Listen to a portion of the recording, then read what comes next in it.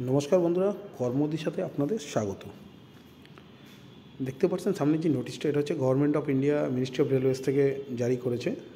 এটা হচ্ছে group D payment 1, যেটা লেভেল 1 7 সিপিজি পে ম্যাট্রিক্স, সেই তার ভ্যাকেন্সি বার করেছে, যেটা বহু প্রত্যাশিত একটা ভ্যাকেন্সি। কিন্তু অনেকেই ভেবেছিলেন হয়তো প্রায় লক্ষাধিক ভ্যাকেন্সি থাকবে, 1 লক্ষের ওপর। কিন্তু যে ভ্যাকেন্সিটা অফিসিয়ালি বার করেছে রেল, সেটা হচ্ছে 32,438 জন মতো। তো এই নোটিফিকেশানটা জারি হয়েছে, এর অনলাইন অ্যাপ্লিকেশান 23শে জানুয়ারি 2025 থেকে শুরু হবে, আর বন্ধ হবে 22শে ফেব্রুয়ারি 2025, অর্থাৎ 1 মাস অনলাইন অ্যাপ্লিকেশান ফর্ম অ্যাপ্লাই করার সুযোগ পাবেন। তো এখানে ইনিশিয়াল পে হচ্ছে 18,000, অর্থাৎ বেসিক বলেছে এখানে 18,000, আর কোয়ালিফিকেশান বিভিন্ন পোস্টের জন্য বিভিন্ন রকম হবে। আইটিআই কোনোটাতে থাকবে, কোনোটাতে আইটিআই লাগবে না। বয়স বলে দিয়েছে হচ্ছে 18 থেকে 36 বছর পর্যন্ত, অর্থাৎ এই যে 3 বছর মানে 33 বছর পর্যন্ত ছিল, সেখানে আরও 3 বছর এক্সটেন্ড করেছে রেল। সেটা হচ্ছে অনলি ফর কোভিড সিচুয়েশানের জন্য, 1 বছর কোভিডের জন্য 3 বছর করে বাড়িয়ে দেওয়া হয়েছে। তো এখানে ডিক্লেয়ার করেছে 32,000, অ্যাপ্রক্সিমেট 32,000 ভ্যাকেন্সি আছে।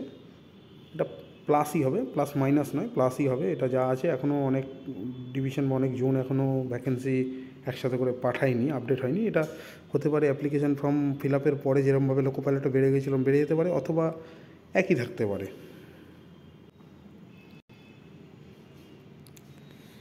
দেখুন এখানে রিজার্ভেশন এসসি এসটি ওবিসিদের জন্য যেরকম 5 বছর 3 বছর থাকে, সেরকমই থাকবে।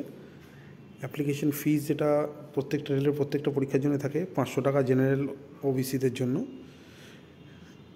আর বাকি যত রকম schedule caste schedule tribe officer, এদের জন্য হচ্ছে schedule caste schedule tribe EWS, এদের জন্য 250 টাকা।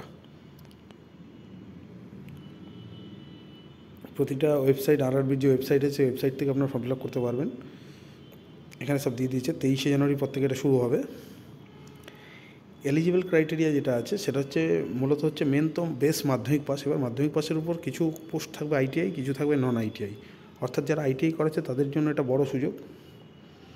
এবং এর যে স্টেপগুলো আছে, সেই স্টেপটা আমি বলে দিই। স্টেপটা হচ্ছে, প্রথমে তো রিটেন টেস্ট হবে, রিটেন হওয়ার পরেই এটা ফিজিক্যাল এফিসিয়েন্সি টেস্ট হবে, মানে যেটা হচ্ছে আপনার মানে 1 কিলোমিটার দৌড়, আমি এদের জন্য বলতে 800 মিটার বা 400 মিটার দৌড়। প্রথমে রিটেন টেস্ট হবে CBT 1 হওয়ার পরে আপনার ফিজিক্যাল এফিসিয়েন্সি টেস্ট হবে, ফিজিক্যাল এফিসিয়েন্সি টেস্ট হওয়ার পরে মেডিকেল হবে। তো ওই যে বয়সের ক্ষেত্রে যে ছাড়টা দেওয়া হয়েছে, সেটা কেন দিয়েছে সেটা বলে দিয়েছে রেল। দেখুন,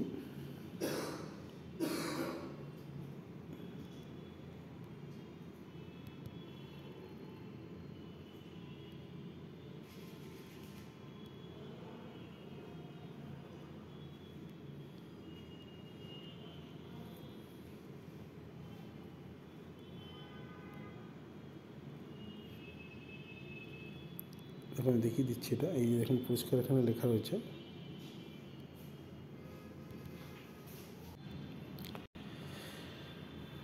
যে বিষয়টা ভালো করে দেখতে হবে সেটা হচ্ছে, একটা জিনিস দেখুন,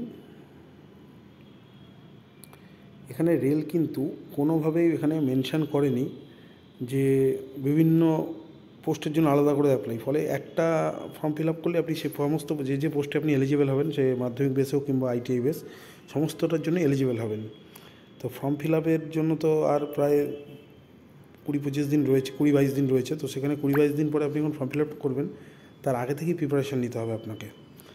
তো গ্রুপ ডিতে প্রিভিয়াস ইয়ারের জন্য যে কোশ্চেনগুলো এসেছিলো, সেগুলো বারবার চর্চা করুন। ম্যাথ হোক, অ্যারিথমেটিক, যেটা অ্যারিথমেটিক এবং সায়েন্স, বিশেষ করে সায়েন্স, গ্রুপ ডিতে সায়েন্সের ম্যাথ পর্যন্ত দেয়। কারণ গ্রুপ ডি আমরা অনেকেই ভাবি হয়তো ইজি পরীক্ষা, অ্যাকচুয়ালি বেসিক্যালি গ্রুপ ডি সবথেকে টাফ পরীক্ষা। কারণ গ্রুপ ডিতে একদম বেস যেহেতু মাধ্যমিক প্রত্যেকে দেয়, ফলে এর একটা কাট অফের একটা লিমিট থাকে, কাট অফটা অনেকটাই হাই যায়, সে যে বোর্ডেই হোক। এখানে কোনো board safe zone, unsafe zone বলে কিছু হয় না। কারণ যে বোর্ডে কোন বোর্ডে কী যাবে, গতবার কী গেছে, এবার কী যাবে, তার উপর কোনো ডিপেন্ড করছে। কারণ এবার যেমন ওয়েস্টার্ন রেলে প্রচুর ভ্যাকেন্সি রয়েছে, central rail, western rail. Central রেলে একটা মোটামুটি ভালো ভ্যাকেন্সি দিয়েছে। যাই হোক, ভ্যাকেন্সি যেখানে যেরকমই বেরোক না কেন, আপনারা সেইভাবে ফর্ম ফিল আপ করবেন বুঝে। কিন্তু আমি বলবো, ভ্যাকেন্সি শুধু বেরোলেই হলো না, সেই জন্য পড়াশুনো প্রিপারেশন রাখতে হবে। প্রিভিয়াস ইয়ারের প্রশ্ন, সায়েন্স, বিশেষ করে যারা নতুন একদম শুরু করছে তাদের জন্য বলি, গ্রুপ ডিতে সায়েন্সের প্রশ্ন কিন্তু প্রচুর পরিমাণে আছে, এবং নিউমেরিক্যাল প্রশ্নও থাকে। তো সেই ধরনের আপডেট পেতে আমাদের চ্যানেলের সাথে জুড়ে থাকুন। চ্যানেলে নতুন হলে অবশ্যই সাবস্ক্রাইব করে দিন আমাদের চ্যানেলটাকে। আর যদি ভিডিও ভালো লেগে থাকে অবশ্যই লাইক করুন, শেয়ার করুন। একদম সম্পূর্ণ বাংলায় পুরো পড়াশোনা করতে হলে রেলের এই যে পোস্টগুলো বেরোচ্ছে বা আগামী দিনে যে পিএসসির যে আইডিও বেরোচ্ছে, ক্লার্কশিপ, আমাদের চ্যানেলের সাথে জুড়ে থাকতে পারেন। তো ভিডিওটা বেশি লম্বা করব না। বারবার বলছি, রেলের গ্রুপ ডি যেখানে ভ্যাকেন্সি বেরোচ্ছে সেখানে দিলেই যে পেয়ে যাবেন এরকম ব্যাপার নেই, আবার যেখানে কম আছে যে দিলে পাবেন না এরকম কোনো ব্যাপার নেই। কারণ গ্রুপ ডিতে ট্র্যাকম্যানের ভ্যাকেন্সি কিন্তু বেশি আছে, ফলে ট্র্যাকম্যানের ভ্যাকেন্সি বেশি থাকা মানেই কিন্তু আপনাদের লাইনে কাজ, পরিস্থিতি, এলাকা, স্থানীয় যে সেই সব সম্পর্ক সব জেনে নিয়ে তবেই এখানে কাজ করতে হয়। ফলে একটা eastern rail, south eastern rail বা নর্থ ফ্রন্টিয়ার রেলের ছেলেরা যদি ওয়েস্টার্ন রেলওয়ে বা সেন্ট্রাল রেলওয়েতে ফর্ম ফিল আপ করেন, চাকরি যদি পেয়ে যান, তা পরে কিন্তু সমস্যা হবে ট্রান্সফার নিয়ে। সেটাও মাথায় রেখে ফর্ম ফিল আপ করবেন অবশ্যই। তো ধন্যবাদ, ভিডিওটা বেশি বড় করব না, এইভাবে আমাদের সাথে জুড়ে থাকুন।